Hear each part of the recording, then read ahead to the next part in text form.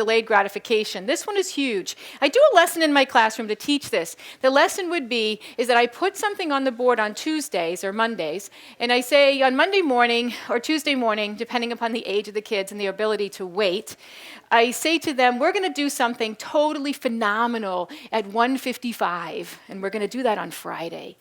And I keep it on the board, and every day I add another color marker to it. I put little flowers up there. I do something so that it's really sticking out. And all week, what do the kids do? What is it? What is it? What is it? We've been good. We've been good. We've been good. What can we do? We've been good. Give us a little piece of it. Tell us what's it going to be? What's going to be? What's going to be? No, and they're on me like all week. So I set myself up to get aggravated.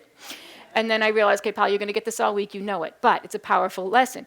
And so I won't give. I will not give. I just won't. And I say, we will talk, it'll come to you, and it'll come to you at 1:55 on Friday, and that's when you're going to find out.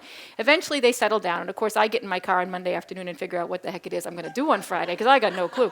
I just put it up there because I know and I think of something good throughout the week. What's it going to be? What's it going to be? But I have to think of something, pretty spectacular. And so, but I make them wait, and I make them wait on purpose, because there is no sense of delayed gratification. The kids want it, and they want it now. They want it now, and they cannot wait. Thanks for watching, and I hope you found this video helpful. If you did, make sure to like and subscribe so you never miss another video. I speak and consult on school behavior, and I love to help districts solve some of these problems. See you next time.